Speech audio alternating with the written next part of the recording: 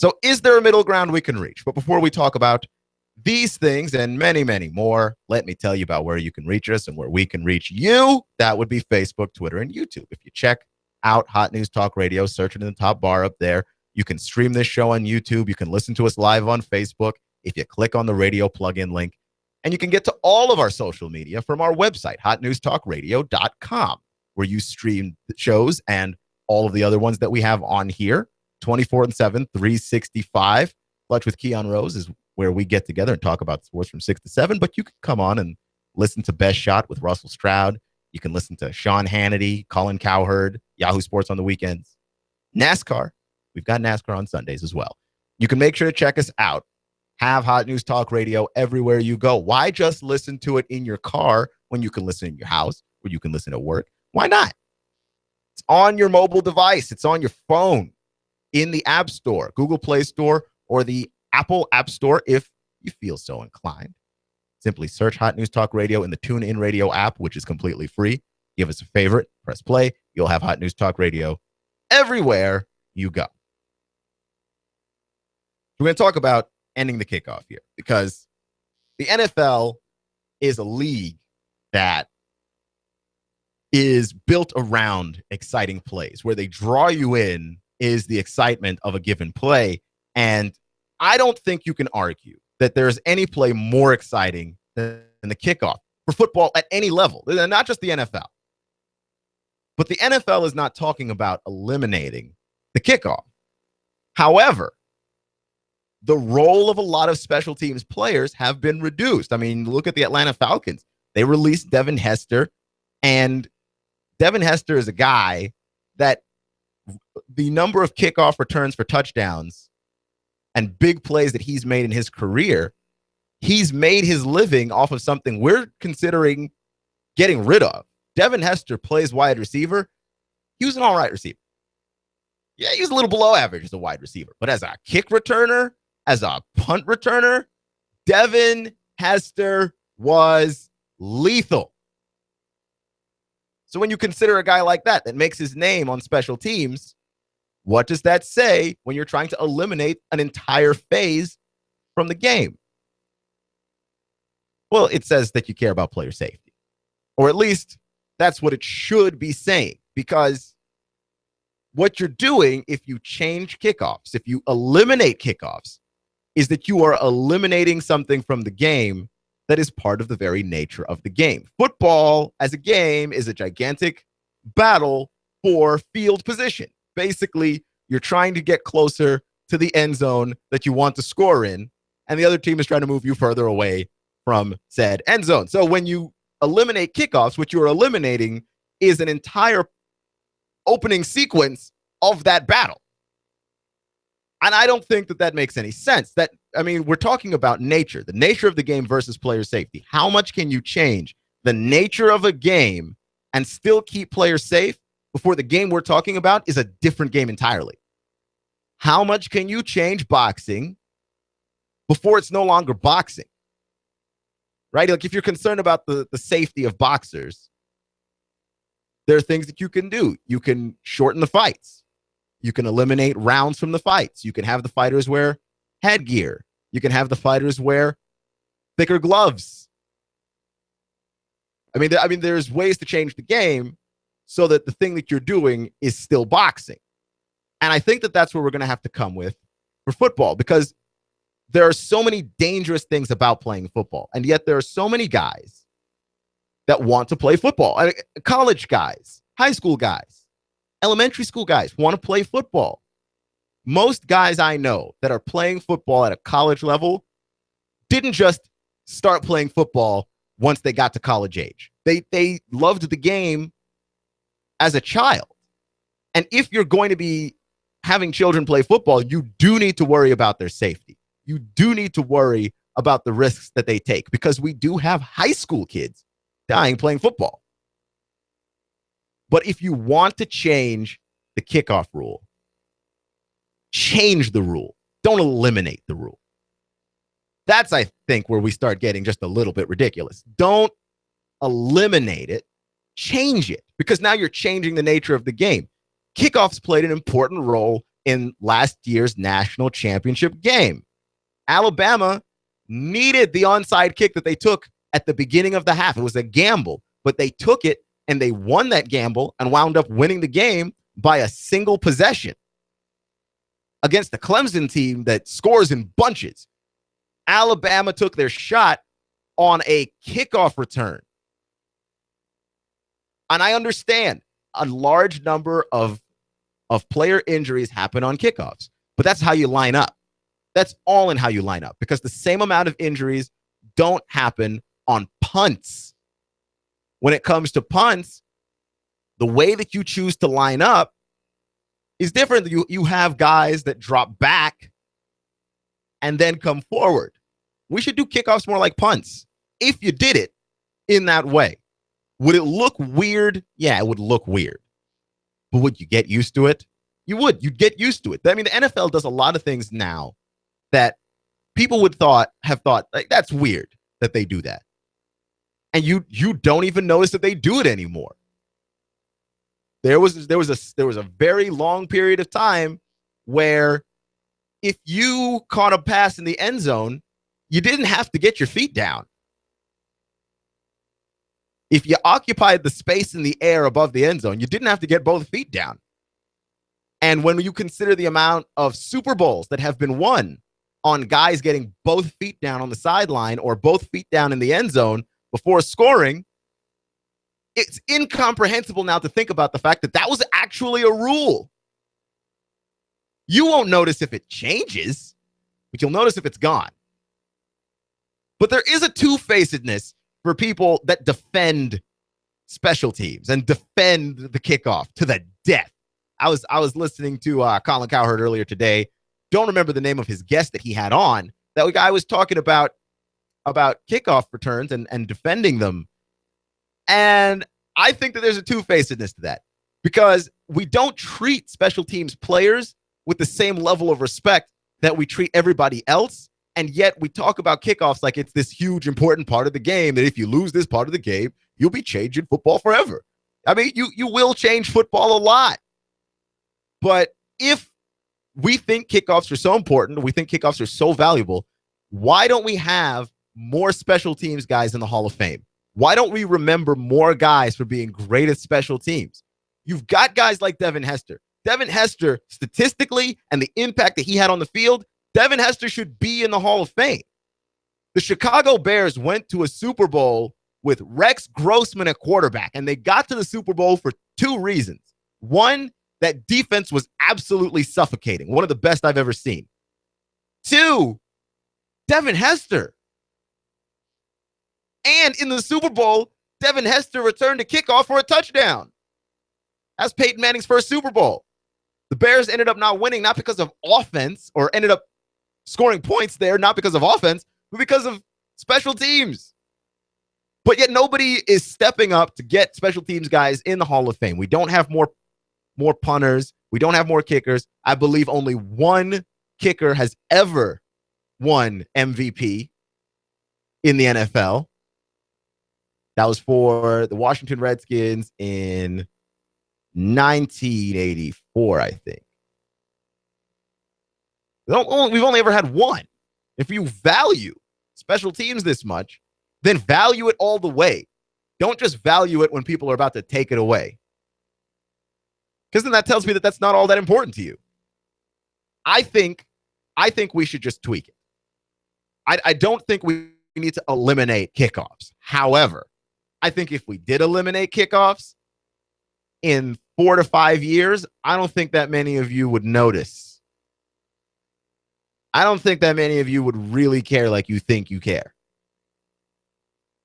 Just an opinion, but I watched the way that we've changed the game, and a lot of you haven't noticed. We've moved the line for kickoffs up so that there are less returns because the ball goes out at the back of the end zone most of the time. There are far less returns.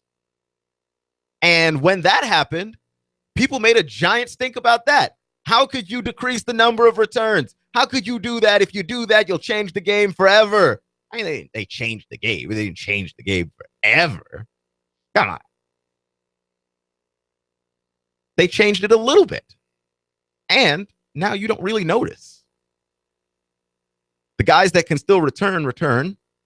They return a whole lot less now than they used to. But, I mean, let's be completely honest here. This is not something that you all have noticed. I don't like that it eliminates the battle of field position. I really don't like that. Like, the games that I really enjoy, I really enjoy soccer. I don't think a lot of people do. But soccer is a battle of field position. Basketball's not, because you can't go backcourt. And there's so much more space to operate with in relative to what it is that you're doing with the ball.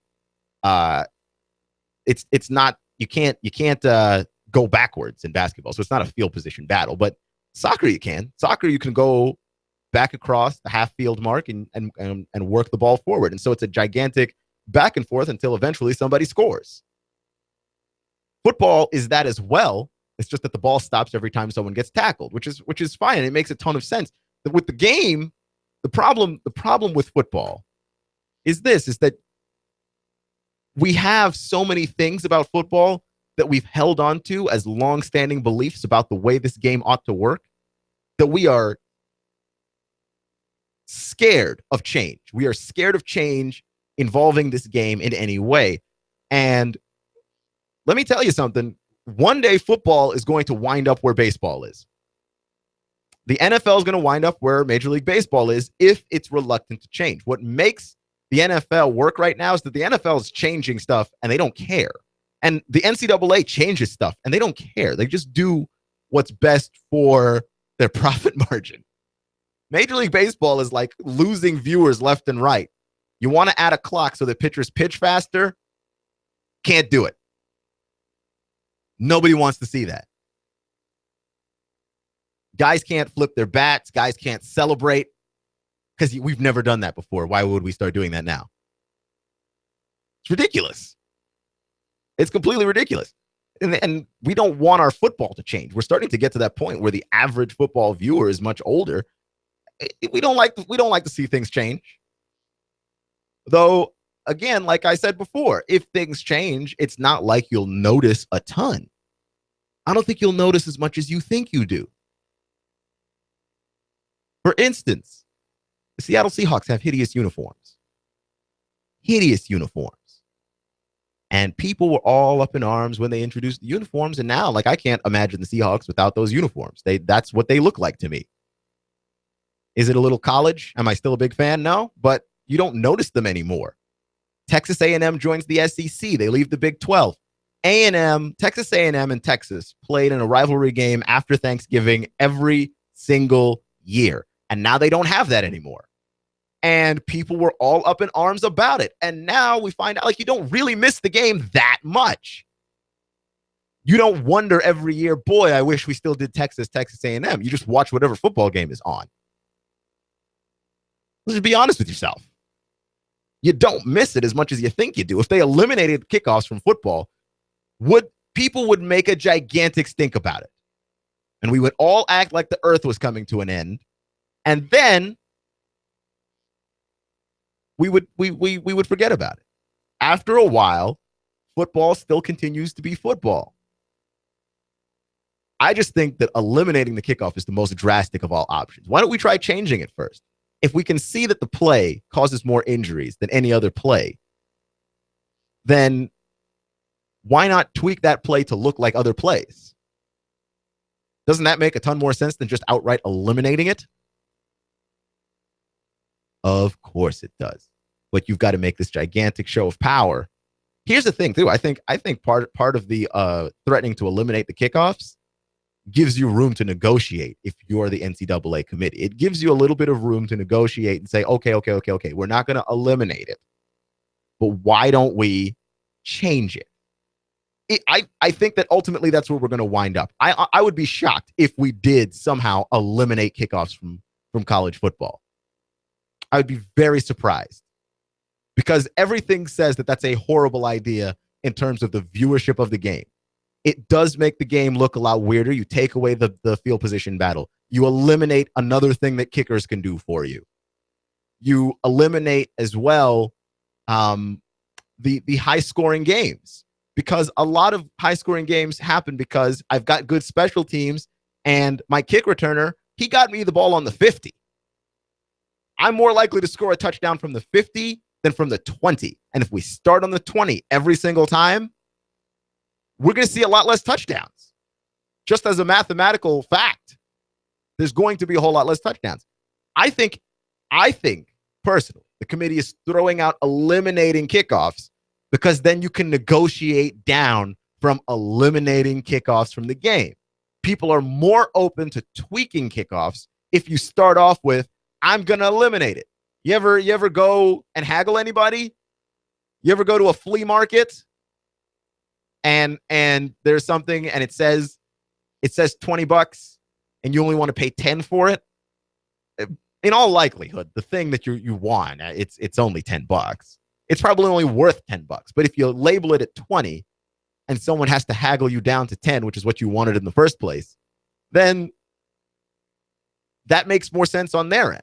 If you're the committee and you want to try and tweak the game, you don't start off with, let's do kickoffs more like punts. Because people will talk about how stupid that is and how ridiculous that is. And then they're not going to want to acquiesce to the thing that you want. So you start off with the exaggeration. You start off by saying, you know what? Let's eliminate it from the game entirely. And then everybody raises a gigantic stink. You can't do that. You're changing the game. You're ruining the game. That's not how my grandfather's father played football. Your grandfather's father also played football with a leather helmet. So let's be honest. The game evolves. The game changes. And now we've got some wiggle room to negotiate. You're listening to Hot 1240, Hot News Talk Radio, Clutch with Keon Rose. Why do we not have more special teamers in the Hall of Fame, though? Because there's a lot of great special teams players, and we treat them like they don't play an entire phase of the game. Is special teams the most time-consuming phase of the game? No, it's not. But I'm a Redskins fan, so I can honestly tell you, if you have bad special teams, you will lose a lot of games, and you will lose a lot of games in a way that is infuriating and frustrating and will make you very sad. I'm a Longhorns fan, so I can also tell you, if you have bad special teams, you will be frustrated with your life. The good teams don't just have good defense and offense. I referenced Alabama last year. Alabama was great on special teams. They don't get a lot of credit for it because the defense is so dominating. And last year, especially, Derrick Henry was such a good running back. And they run efficiently on offense that you don't talk about how good their special teams is. Tennessee is going to have a hard climb this year, I think, because their offense is very good and their defense should be very good. But if Tennessee doesn't win the SEC East, if they don't win it, it's going to be in at least a small part because their special teams are pretty much okay. They're okay on special teams. But I think that they give up way too much field position still. And if that's such a huge part of the game, why don't we have more Hall of Fame special teamers? That's weird to me. You're listening to Clutch with Keon Rose here on Hot 1240, Hot News Talk Radio. Alabama versus USC. Pac-12 versus SEC. I'm not a big root for your conference guy, but I'm going to give you some reasons why you should root for your conference. Next. I'm blowing everything up. We're starting over. I'm doing a new show. I want guys who push it to the middle of the table and go over the top. Take a risk, fail miserably. I'm right, and I'm not wrong, and I'll never back down. Conflict works. Allow it. It's The Herd with Colin Cowherd. Right here and everywhere. Noon Eastern. You give us 12 minutes and 40 seconds. We'll give you Chattanooga and the world. News Talk 1240. You and I know that real men are prepared for anything. You know what I'm talking about because you're a Take Charge guy. Everyone's talking about Grimm's Tactical, featuring first responder gear, survival gear and equipment, Voodoo Tactical, Leapers. For personal protection, Grimm's Tactical features non-lethal personal protection gear, AR/AK parts, knives, canning and dehydrating equipment, If you hike and camp, Grimm's Tactical has got what you're looking for. Bags and packs. And for your side piece, concealed carry holsters. For men and women. Plus, Grimm's Tactical carries a wide variety of freeze-dried food. Wise Mountain House. Backpacker's Pantry. Grimm's Tactical, where law enforcement shops. Safari Lane. Blackhawk. 511. First responder gear at Grimm's Tactical. Grimm's Tactical, 8115 East Brainerd Road, in the shopping center next to the Walmart Marketplace. Look for the Mighty Mini U-Haul office. Grimm's Tactical is right next door. Grimm's Tactical, 8115 East Brainerd Road. Finding just the right place to live can be a daunting task. Stop your search. In Chattanooga, the place to live is Cross Creek Villas for under $1,000 and available for immediate move-in. You can enjoy this 2-bedroom split layout, over 1,000 square feet, 9-foot ceilings, an extra-large patio or balcony. And don't forget to ask about their preferred employer program. Cross Creek Villas is a gated community, offering a 24-hour fitness facility, a beautiful pool and hot tub, and Cross Creek Villas is pet-friendly. Stroll the pet park with your best friend and enjoy the free use of their business center and clubhouse. Plus, if you mentioned you heard this on the radio, your application fee is free. Cross Creek Villas, close to downtown off of Highway 58. Go to crosscreekchattanooga.com. That's crosscreekchattanooga.com or call 894-0446. That's 894-0446. Redefine the way you live at Cross Creek Villas. Go to crosscreekchattanooga.com or call 894-0446. Cross Creek Villas. Isolated showers and storms will slowly diminish after midnight, otherwise muggy, lows into the lower 70s. For Thursday, hot, humid, but a few widely scattered afternoon showers and storms will pop up, highs into the lower 90s with scattered showers and storms more likely for Friday. Dr. Ron Phillips has released the most important book he's ever written, The Unraveling of America. He pulls back the curtain and exposes those who are pulling the strings and unraveling the fabric of America. Available at Amazon or ronphillips.org. And I'm Sheen 12 Chief Meteorologist Patrick Ward. On AM 1240, Hot News Talk Radio. You give us 12 minutes and 40 seconds, we'll give you Chattanooga and the world. News Talk 1240. Hot 1240 Hot News Talk Radio with your Hot News Now update. Chestnut Street between Martin Luther King Boulevard and 8th Street is going to be under construction until October. The plan is to make it more pedestrian-friendly and safer for those pedestrians and more comfortable, according to the Chattanooga Department of Transportation Administrator Blythe Bailey. The project is being paid for by the developers, $850,000. Sidewalks are still open. A blood-soaked fight broke out on Woodside Avenue near Dodds at 4:30 p.m. yesterday. Police say that one woman pulled out a knife and stabbed another woman. Their names have not yet been revealed. The victim was taken to the hospital with non-life-threatening injuries. Police say investigators are still gathering evidence. If you have any information, you're asked to call 423-698-2525. If it's going on in the Tennessee Valley, it's going on Hot 1240 Hot News Talk Radio. Make sure you like us on Facebook and check us out on the TuneIn Radio app on your smartphone. That's TuneIn Radio on your smartphone. And get the Bloom Sky app for your smartphone as well. Hot News Talk 1240.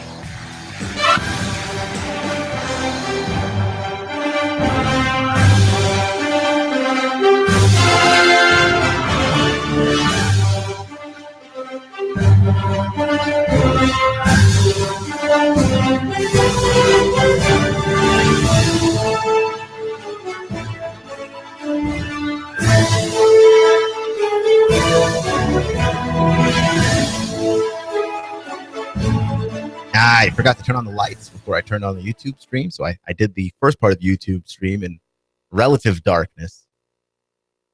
So if you were watching, now the lights are on. You can come back, everybody. Check out Hot News Talk Radio on YouTube. We stream all of this live. And while you're there, make sure that you hit the subscribe button down below. Leave us a comment in the thing. We'd love to hear from you.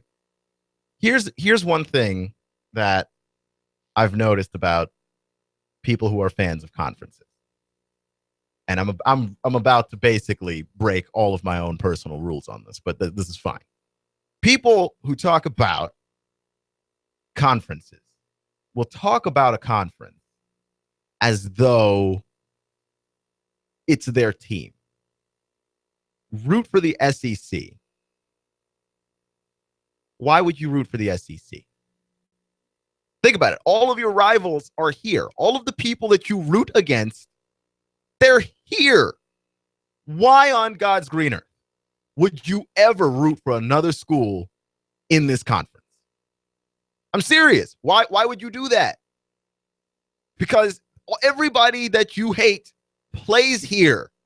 Okay, if everybody that's stopping you from having an opportunity at winning the conference or making the playoff or having national title hopes, everybody you don't like that beats you most frequently, they're here. And yet you turn around and root for this conference. Like during bowl season, I hear people all the time, yeah, the SEC won 5 games. How much did your conference win? Like, who cares, man? Seriously? The games that were won by other schools you don't like. The bragging rights over the Big 12? Why? Not that the Big 12 isn't a shambles already, that you need to compare yourself to it, but why would you need that? It doesn't make any sense. But at the same time, I'm starting to come around, right? I'm starting to come around on conference v. conference rivalries, because when I listen to national guys talk, I listen to people talk about the SEC like every team in this conference has died and that nobody here is any good and Alabama's overrated and the SEC used to be good, but that was so long ago and they don't produce quarterbacks. It's pretty much just defense. The running backs are plug and play. I mean, I've heard every criticism of this conference that I've ever heard in life. And quite frankly, I want to know if they're watching the same game that I am watching. Because I'm watching football. And when I watch the SEC, I watch a great conference with a lot of history and a lot of talent and great coaches. Quarterback thing might be a little bit true, though. But everything else, I think that that's a little bit preposterous. And I remember at the beginning of last season, everybody wanted to go ahead and crown the Pac-12 as the sort of new best conference in college football. Look at the Pac-12. Look at what they've done with Oregon. Look at what they've done with UCLA. USC's coming back finally. And I'm looking at the conference and I'm like, Pac-12? The Pac-12 had some great teams last year. The Pac-12, and this is not just a poo-poo the Pac-12 conversation, but the Pac-12 did have some good football last year. But in the second half of the season, I was not thrilled with the Pac-12. Outside of watching Christian McCaffrey at Stanford, because he is amazing. Like, Christian McCaffrey is so good. The way that he plays, he's a pure athlete. He is so fast. He's a great running back. He's got fantastic vision, great hands. I liked watching Christian McCaffrey. Outside of that, I could have left the entire Pac-12 alone. That conference was not everything that everyone billed it to be. And again, maybe I'm just watching a different game. But I was not super impressed with the Pac-12 in the second half of last season. And everybody was just willing to default to the Pac-12. Which is why I'm telling you, if there is a game where you should root for your conference and not for your conscience, USC, Alabama, September 3rd, season opener for those teams, that's the one. That would be the one.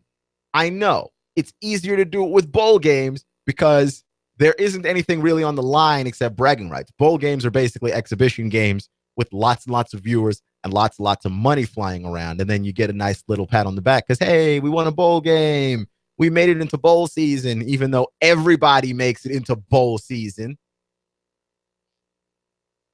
Everybody makes it into bowl season. There's like 60 bowls. How could you not? It's the Meineke Car Care Bowl. I didn't make that up. That's a real bowl game.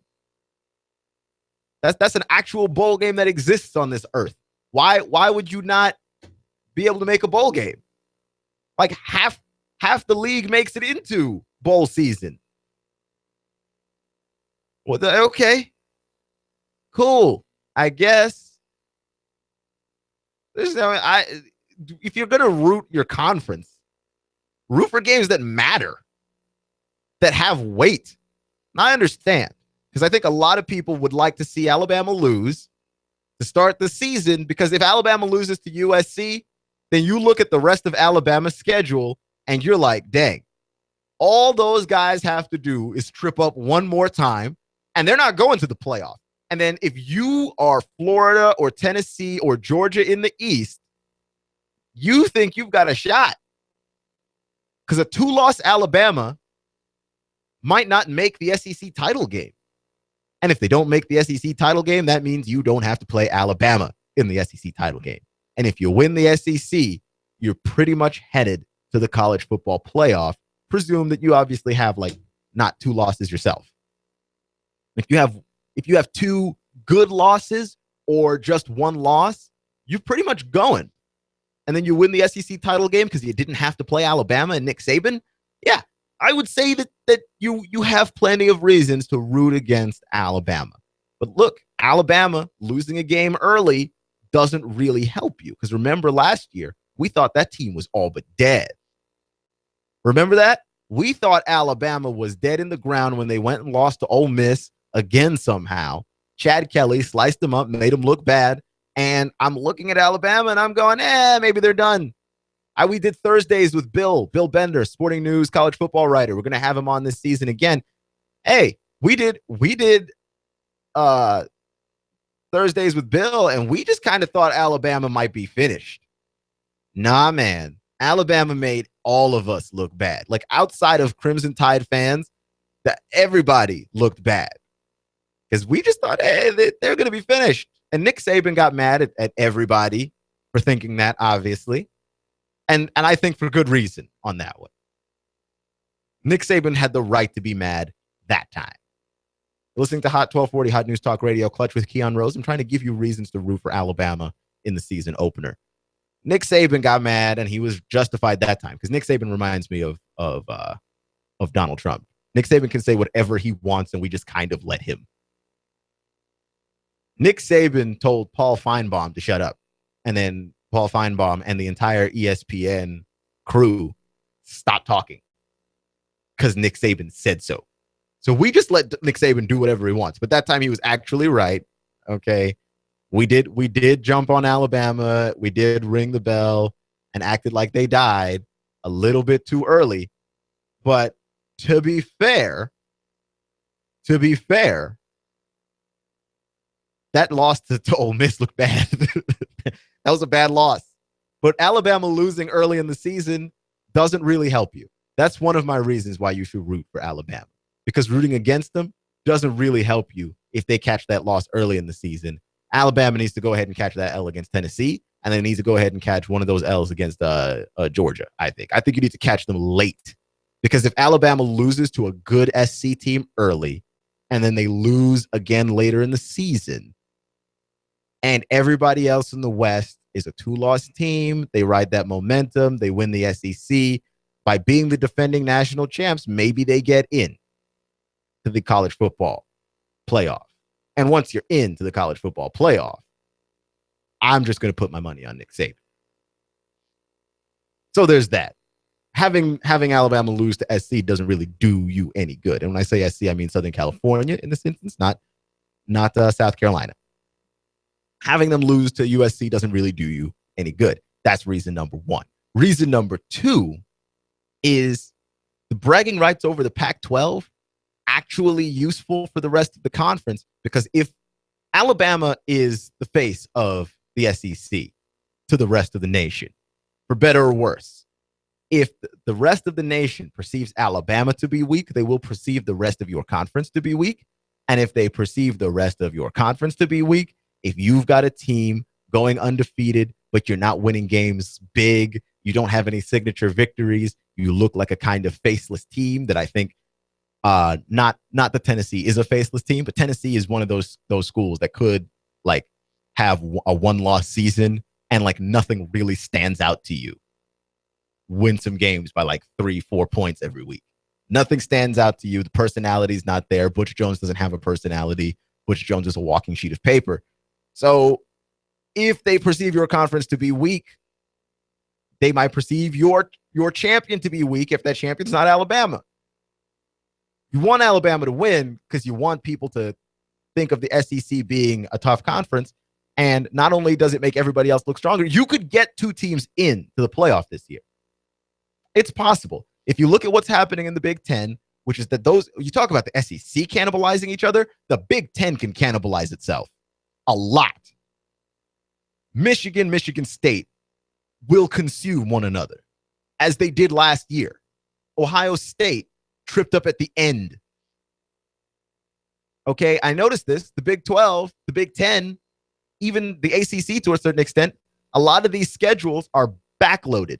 The hard part of the schedule is on the backside, which means when they take those losses, even though they're good losses to quality conference teams, they end up taking these losses in a time that the committee is fresh on the loss. They don't have an opportunity to forget the loss.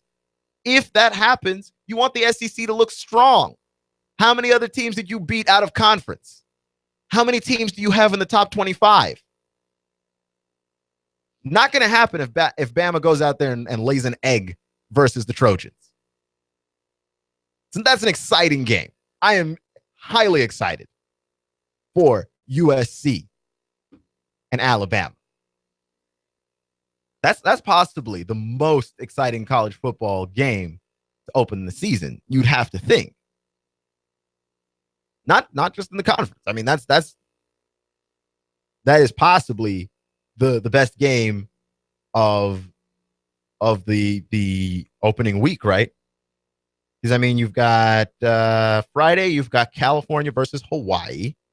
So I don't care about that. Southern Utah at Utah. They definitely don't care about that. Oregon State at Minnesota. Colorado versus Colorado State, which is a nice rivalry game. And that's a neutral location in Denver at Mile High Stadium. But Colorado State's not great. Kansas State at Stanford could be interesting, but not really.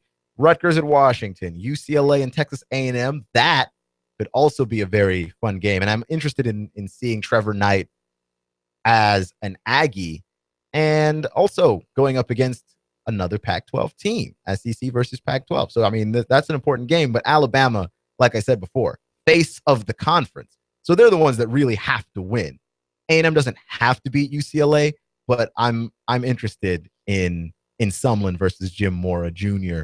and UCLA. USC versus Alabama, Eastern Washington versus Washington State, Arizona versus BYU, and Northern Arizona at Arizona State. That's like the first week of big games. And of those games, USC versus Alabama is by far the most interesting game on the docket. And I don't think it's even close. Plus, once you add in the history of the two schools, the Trojans have a history of winning. Crimson Tide have a history of winning. And one school is trying to come back, put themselves back on the map after being basically leveled by NCAA sanctions. Alabama's coming off a championship, trying to defend it. But you've got enough storylines here to make something truly interesting of this game. You're listening to Hot 1240, Hot News Talk Radio, Clutch with Keon Rose. We were talking about reasons to root for Alabama. Those are the two big reasons to root for Alabama. Another reason to root for Alabama is imagine the Nick Saban press conference later in the week. He's going to be, I don't know what he's going to be because Nick Saban's a crazy person.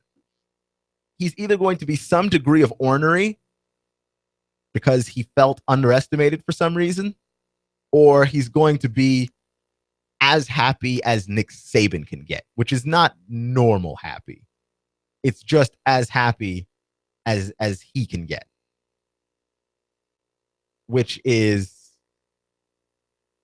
he's going to give you one-word answers, but he's not going to be so terse. He might even crack a Nick Saban-esque joke. This is what I look forward to with Alabama. They're probably the only team in the conference where their press conferences are, I look forward to them more than the games. Check that, actually, Brett Bielema in Arkansas. Brett Bielema in Arkansas. I look forward to hearing Brett Bielema talk more than I look forward to watching Arkansas play. And Arkansas was fun to watch last year, but it's Brett Bielema. So where else are you going to get things like She's this. come every media day with me. She loves to come. I think partly because you're connected to a mall, but that's a whole nother conversation. That's Brett Bielema on why his wife comes with him to SEC media days. What other coach is going to tell you stuff like that? I mean, he just opens his mouth and stuff comes out. Brett Bielema does not care. So yesterday, we were talking about the Olympics and all of the things gone wrong with the Olympics. Here's one of the things with the Olympics, right? Because I didn't really get into the kidnapping of one of the jiu-jitsu fighters down there who was not there necessarily to fight. He's down there to help train. He's one of the sparring partners for the jiu-jitsu team, and he got kidnapped. And a Paralympian, okay, an athlete overcoming a disability, also got kidnapped. And at that point, what's sacred, really? Think about it. If you can kidnap somebody who's an Olympic athlete overcoming a disability, man, you're just all about business. You're in the drug business, but I'd like to put you in a real business. Because if you're so ruthless, you're out here kidnapping Paralympians, what wouldn't you do for money? So you've got people being kidnapped. One of my favorite Rio stories, and at this point, I'm just compiling a collection of Rio stories. My new favorite Rio story is this. The cocaine dealers of Rio have started putting the Olympic logo on the little packets of cocaine that they are selling. The cocaine dealers. And because they care, the cocaine dealers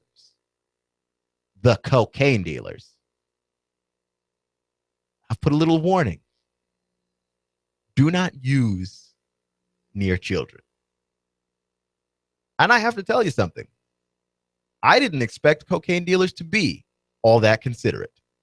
There's a level of consideration and thought there that the cocaine dealers of Rio have put towards their product. They are treating this product like it's come in the store, like it's FDA approved. And it's a little bit brazen. It's a lot brazen to put the Olympic logo on the cocaine. What is this, the official cocaine sponsor of the Olympic Games, of the 2016 Olympic Games? I just this whole thing has gotten out of hand entirely. Okay, the police are on strike. The government might go on strike. The infrastructure for both the games and the people in attendance, the athletes and the fans, not necessarily finished, even though the games start, next week. And now you've got cocaine dealers putting the Olympic logo on packets of cocaine, which means they know what you're here for. They know what you're here for, and they don't think that you're particularly upstanding. They think that you will go down there and you will buy the cocaine like everybody else.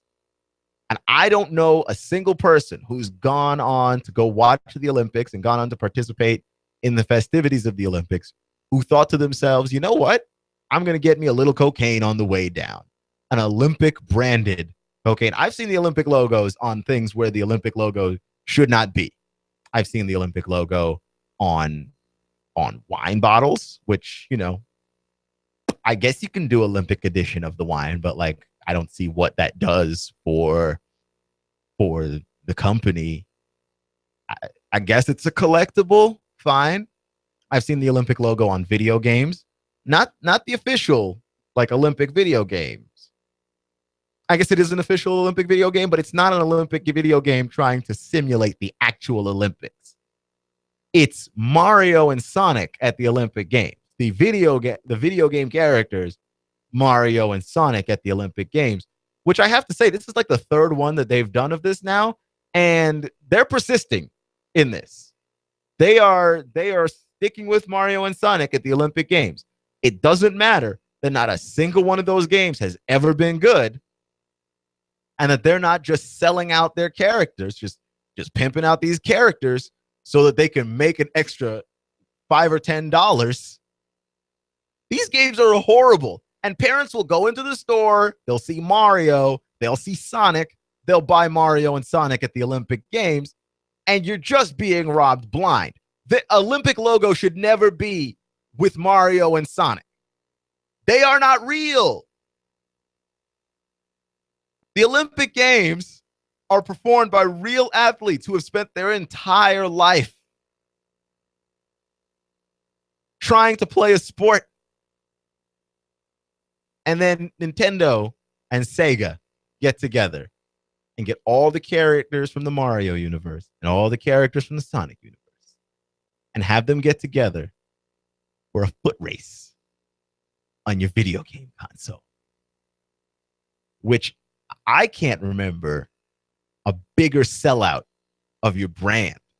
And who is selling out more, the Olympics or Nintendo and Sega? I mean, I understand why Sega would sell out. They haven't made a good Sonic game in forever. You just collect all the money that you can try and collect. Like, they've been giving us bad Sonic games forever. But Mario, I mean, every now and then there's a good Mario game. You got Mario and Sonic at the Olympic Games. You know that game is garbage. They just slap the logo on there. And now, in Brazil, cocaine dealers have slapped the logo on packets of cocaine being sold in the streets of Rio de Janeiro. So there's that happening in the world. More Olympic talk. I tell you, every day it gets deeper. You turn around, it's another story. You're listening to Hot 1240 Hot News Talk Radio. Lunch with Keon Rose. That's me. Thank you for joining me today, making me just a small part of your day wherever you got to step in. You know I appreciate you. Remember, it's not how you start, it's how you finish. Stay clutch. Sons of Liberty up next, and I'll see you in 24 hours. You give us 12 minutes and 40 seconds, we'll give you Chattanooga and the world. News Talk 1240. Sugar Tuesday is an exciting prospect at Shooters Supply and Range in Hickson. Hold your breath and squeeze. Shooters waives the membership fee if you want to shoot any Tuesday. You pay only a $10 range fee, half the price of other gun shops in the area. And another exciting bullseye, on Tuesdays only, enter a drawing. It's for a free $50 gift certificate. Spend the gift card on ammo toward a nifty $380 for your sweetheart, or the concealed carry class maybe, or the use of our electronic firing range. Trigger Tuesday. Shooter Supply and Range in the A-Frame right in your Northgate Mall. 875-4868. Shop us at shooters-range.com. Repairs, transfers, a huge selection of firearms, Shooter Supply and Indoor Range. Shooters-range.com. Do you feel better outside your home or business than in? Indoor air quality is important. Mildew, mold, smoke, water, and rodent damage are prime causes of poor indoor air quality. Ducts, Indoor Air Professionals, better known as Duct Busters, cleans HVAC systems using 127 definable Duct Busters steps. Let Mark Thompson address the indoor air quality at your business to help reduce employee illnesses. Prevent fires by cleaning your dryer vents.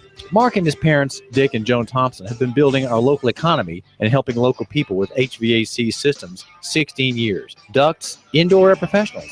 Call 876-9907. 876-9907. Ducks. Call now. Rubber's tough, but foam rubber is soft. Foam rubber is the star at Stuff It Upholstery, which uses it to revive your couch, your embarrassing easy chair, your boat seat cushions. Stuff It Foam Rubber in Hickson covers Chattanooga and surrounding areas. Don't throw out that favorite easy chair that's grown haggard and barbaric. New life for your seat cushions. Premium auto-grade rubber foam for your restaurant, church, or business. Stuff It Upholstery brings comfort and relief. Go ahead, skid away from flat, dull, and droopy cushions. Relax, restore, revive. When comfort matters, Stuff It. 4608 Hickson Pike, 877-1616. Ask for Larry. That's 877-1616.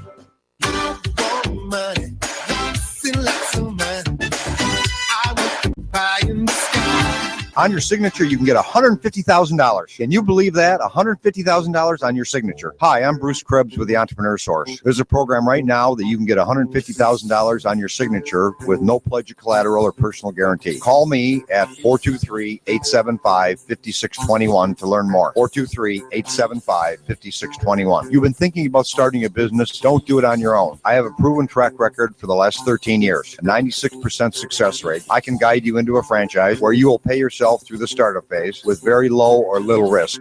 Call me now. I'm Bruce Krebs at 423-875-5621. And make sure to listen to the Entrepreneur Hour every other Wednesday from 11 to 12 o'clock. Call me now, 875-5621.